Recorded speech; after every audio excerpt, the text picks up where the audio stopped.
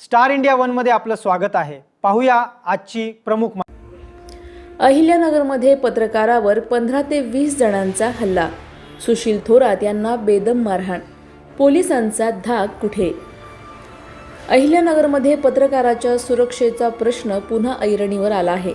साम टीव्हीचे पत्रकार सुशील थोरात यांच्यावर पाईपलाईन रोडवरील HDFC बँकेसमोर 15 ते 20 जणांनी हल्ला केल्याचा आरोप आहे। मिळालेल्या माहितीनुसार महेश मते, सोनू कोक, प्रशांत निकरड, विकी धवन यांच्यासह काही जणांनी थोरात यांना मारहाण केल्याचा आरोप करण्यात आला आहे।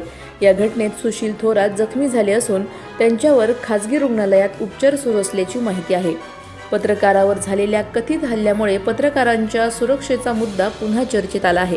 या प्रकरणात पोलिसांकडून नेमकी काय कारवाई केली जाते याकडे सर्वांचे लक्ष लागले आहे। हल्ल्याची कारणे काय? आरोपींवर गुन्हा दाखल झाला का? पोलिसांची पुढील भूमिका काय? याबाबत अधिकृत माहितीची प्रतीक्षा आहे। अधिक माहितीसाठी स्टार इंडिया वन न्यूज पाहत रहा। चॅनलला सबस्क्राइब करा आणि अशाच अपडेट्ससाठी बेल आयकॉन दाबा।